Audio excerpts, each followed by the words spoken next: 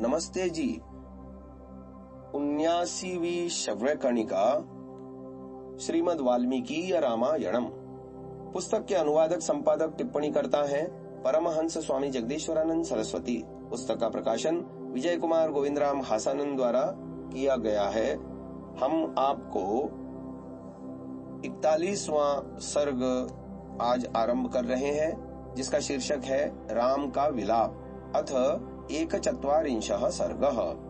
प्रथम श्लोक। वृक्षमेकमुपागम्य संध्यामन्वास्य पश्चिमां रामो रमयतां श्रेष्ठ इति होवाच लक्ष्मणम्। लोकाभिराम श्री राम विश्राम के लिए एक वृक्ष के नीचे जा टिके। वहां अपनी सायंकालीन संध्या से निवृत्त होकर वे लक्ष्मण जी से बोले। द्वितीय श्लोक। ध्रुवमद्य महाराजो दुःखं स्वपिति लक्ष्मण कृतकामा तु कैकेयी तुष्टा भवितुमर्हति। हे लक्ष्मण, निश्चय ही आज पिताजी दुख की नींद सोएंगे और सफल मनोरथ कैकेयी आज प्रसन्न होगी। तीसरा श्लोक। अपीदानीं तु कैकेयी सौभाग्यमदमोहिता कौसल्यां च सुमित्रां च संप्रबोधेत मत्कृते। मुझे डर है कि कहीं सौभाग्य मद से गर्वित कैकेयी मेरे कारण माता कौशल्या और सुमित्रा को सताती न हो। चतुर्थ श्लोक। मास्म मत्कारणात् देवी सुमित्रा दुःखमावसेत् अयोध्यामित एव त्वं काल्ये प्रविश लक्ष्मण। मेरे कारण कौशल्या एवं सुमित्रा कष्ट न भोगने पावे, अतः हे लक्ष्मण तुम कल ही अयोध्या पहुंच जाओ। पांचवा श्लोक। विलप्योपरतं रामं गतार्चिषमीवानलं समुद्रमिव निर्वेगमाश्वासयत लक्ष्मणः। जब विलाप कर श्री राम ज्वाला रहित अग्नि और वेग रहित समुद्र के समान शांत हो गए, तब लक्ष्मण जी उन्हें समझाने लगे। छठा श्लोक। नैतदौपायिकं राम यदिदं परितप्यसे विषादयसि सीतां च मां चैव पुरुषर्षभ। हे राम, आपको इस प्रकार संतप्त होना उचित नहीं, क्योंकि आपके दुखी होने से मुझे और सीता जी को भी दुख होता है। सातवां श्लोक। न च सीता त्वया हीना न चाहमपि राघव मुहूर्तमपि जीवावो जलान्मत्स्याविद्वोद्धृतौ। हे राम, मैं और सीता आपके बिना एक क्षण भी उसी प्रकार जीवित नहीं रह सकते जिस प्रकार जल से निकली हुई मछली एक क्षण भर भी नहीं जी सकती। आठवां श्लोक। नहि तातं न शत्रुघ्नं न सुमित्रां परन्तप द्रष्टुमिच्छेयमद्याहं स्वर्गं वापि त्वया विना।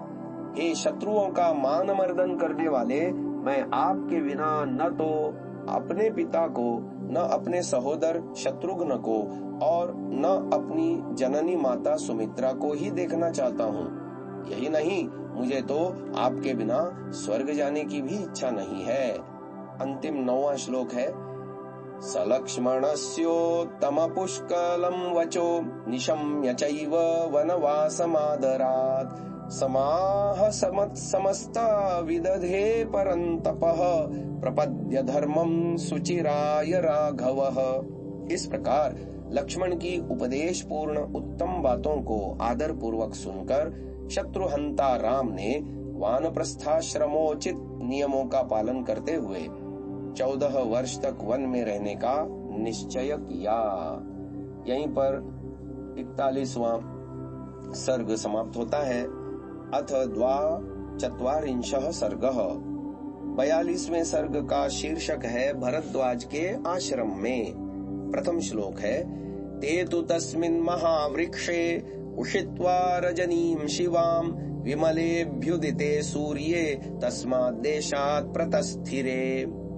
वे तीनों उस सुंदर रात्रि को महावट वृक्ष के नीचे बिताकर प्रातः काल विमल भुवन भास्कर के उदय होने पर वहां से आगे चल दिए। द्वितीय श्लोक। यत्र भागीरथीं गंगां यमुनाभिप्रवर्तते जग्मुस्तं देशमुद्दिश्य विगाह्य सुमहद्वनम्। जिस स्थान पर भागीरथी गंगा और यमुना का संगम होता था, उस स्थान को अपना लक्ष्य बनाकर वे महावन में होकर चले जाते थे। तृतीय श्लोक। यथाश्रमेण संपश्यन् पुष्पितान् विविधान् द्रुमान् निवृत्तमात्रे दिवसे रामः सौमित्रिमब्रवीत्। मार्ग में सुखपूर्वक उठते बैठते तथा फल फूलों से परिपूर्ण वनों की शोभा निहारते हुए वे चले जाते थे। जब थोड़ा दिन शेष रहा, तब श्री राम ने लक्ष्मण जी से कहा। चौथा श्लोक। प्रयागमभितः पश्य सौमित्रे धूममुद्गतम् अग्नेर्भगवतः केतुम् मन्ये सन्निहितो मुनिः। हे लक्ष्मण, देखो, प्रयाग के चारों ओर जो धुआं उठ रहा है वह मानो भगवान अग्निदेव की पताका फहरा रही है। इससे प्रतीत होता है कि महर्षि भरद्वाज का आश्रम यहीं कहीं पास ही है। यहाँ पर मुनि ही शब्द पर, श्लोक में आए मुनि ही शब्द पर पाद टिप्पणी दी जा रही है। किसी संस्कृत कवि ने इस प्रसंग का चित्रण इस प्रकार किया है। किमयं दृश्यते तात धूमपुञ्जोऽयमग्रतः प्रयागो दृश्यते तात यजन्तेऽत्र महर्षयः। लक्ष्मण जी ने पूछा कि हे भाई, ये जो सामने धूमपुंज सा उठ रहा है वह क्या है? यह सुन श्री राम ने उत्तर दिया, भाई लक्ष्मण, यह प्रयाग है। यहाँ महर्षि लोग यज्ञ करते हैं। यह उसी का धुआं है। प्रयाग का नाम प्रयाग क्यों हुआ? प्रकृष्टेन यजते यस्मिन् स प्रयागः।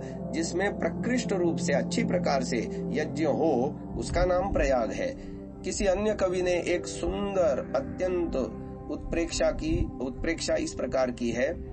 यदि कदापि पुरापतिताश्रवः श्रुतिगता हि द्विजाचनवान्यथा परमियं वसुधात्र विना क्रतुम् परिव्रताश्रुजलैरिति चित्रता। प्राचीन काल में यदि किसी की आंखों से आंसू निकलते थे तो केवल यज्ञ के धुआं से, वेद के विद्वानों की आंखों से, अन्यथा प्रजा की आंखों से कभी आंसू निकलते ही नहीं थे। और यही भारतवर्ष की विचित्रता थी। आगे 5वां श्लोक। नूनं प्राप्तस्म संभेदं गंगा यमुनयोर्वयं तथा हि श्रूयते शब्दो वारिणोर्वारिघर्षजः। निश्चय ही हम लोग गंगा यमुना के संगम पर पहुंच गए हैं, क्योंकि दोनों नदियों के परस्पर संघर्षण का शब्द स्पष्ट सुनाई पड़ रहा है। 6वां श्लोक। धन्विनौ तौ सुखं गत्वा लंबमाने दिवाकरे गंगा यमुनयोः संधौ प्राप्तुर्निलयं मुनेः। इस प्रकार सुखपूर्वक चलते हुए एवं परस्पर वार्तालाप करते हुए वे दोनों धनुर्धारी भाई सूर्य के अस्त होते होते गंगा यमुना के संगम पर स्थित महर्षि भरद्वाज के आश्रम में पहुँचे। 7वां श्लोक। उताग्निहोत्रं दृष्ट्वैव महाभागं कृताञ्जलिः राम सौमित्रिणा सार्धं सीताया चाभ्यवादयत्। महाभाग महर्षि भरद्वाज को जो अभी अभी अग्निहोत्र समाप्त करके चुके थे, देखकर श्री राम ने लक्ष्मण और सीता सहित उन्हें हाथ जोड़कर प्रणाम किया। 8वां श्लोक। पुत्रौ दशरथस्यावां भगवन् राम लक्ष्मणौ भार्याममेयं वैदेही कल्याणी जनकात्मजा। अपना परिचय देते हुए राम ने कहा, भगवन, हम दोनों राम और लक्ष्मण महाराज दशरथ के पुत्र हैं और यह कल्याणी सीता मेरी धर्मपत्नी और राजा जनक की पुत्री है। 9वां श्लोक। पित्रा नियुक्ता भगवन् प्रवेक्ष्यामस्तपोवनं धर्ममेव चरिष्यामस्तत्र मूलफलाशनाः। भगवन, हम लोग पिताजी की आज्ञा अनुसार तपोवन में प्रवेश करेंगे और फल मूल खाते हुए धर्म का आचरण करेंगे। यहीं पर आज की इस श्रव्य कणिका को विराम देते हैं। ओम